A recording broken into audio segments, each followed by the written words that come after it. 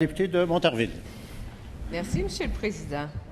Alors, avec son rapport rendu public ce matin, la commission Charbonneau a carrément contredit le Parti libéral.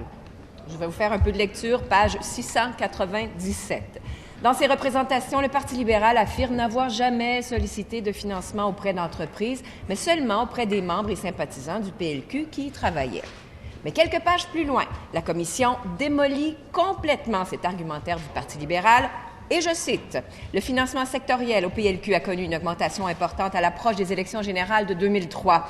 Des pratiques de sollicitation assidues, voire insistantes auprès des milieux d'affaires expliquent en bonne partie cette hausse qui découlait entre autres de l'adoption d'une nouvelle cible de financement de 100 000 $ pour l'ensemble des ministres.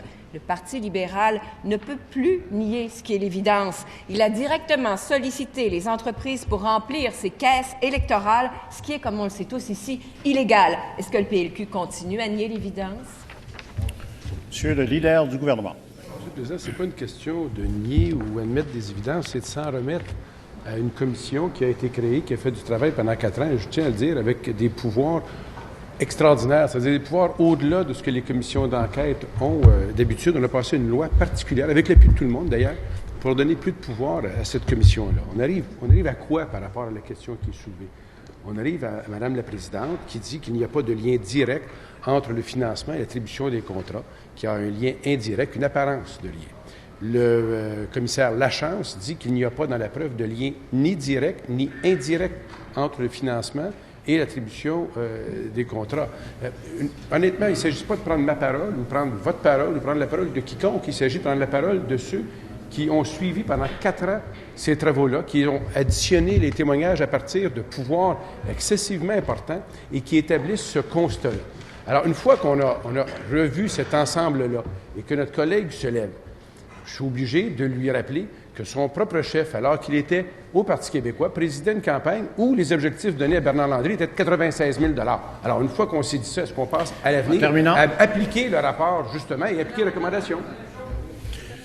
Première complémentaire, Madame la députée de Montarville.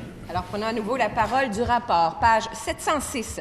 Des cabinets politiques s'impliquaient activement dans la programmation des travaux commandés par le MTQ, entre autres. Cette implication du politique dans l'octroi de contrats et de subventions lui servait en quelque sorte de levier pour solliciter des contributions auprès de représentants d'entreprises. Ici, c'est tout le stratagème de retour d'ascenseur que nous décrit la commission Charbonneau.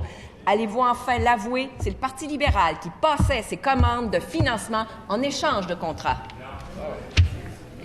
Monsieur le leader du gouvernement.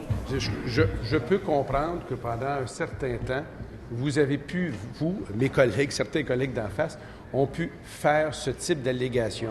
Malheureusement, aujourd'hui, il y a un rapport d'une commission qui a travaillé pendant 4 ans et qui dit, dans le cas de M. Lachance, aucun lien direct ou indirect, et dans le cas de la présidente, Mme Charbonneau, qu'il n'y a pas de lien direct, qu'il y a une apparence de lien.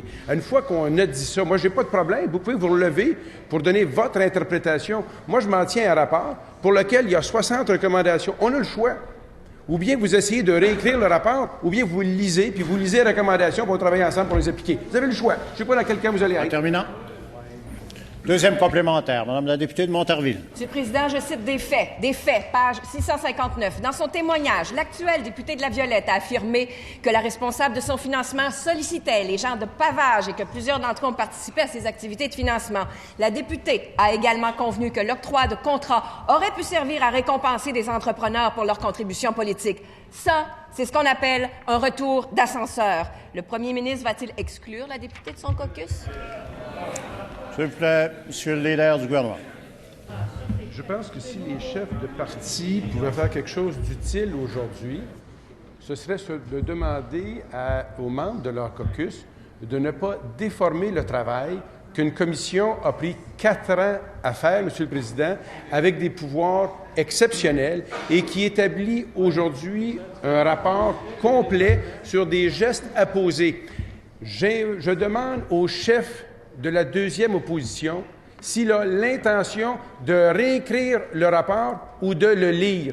Nous, on va le lire, nous, on va l'appliquer. Est-ce qu'on a son appui pour appliquer les recommandations, oui ou non?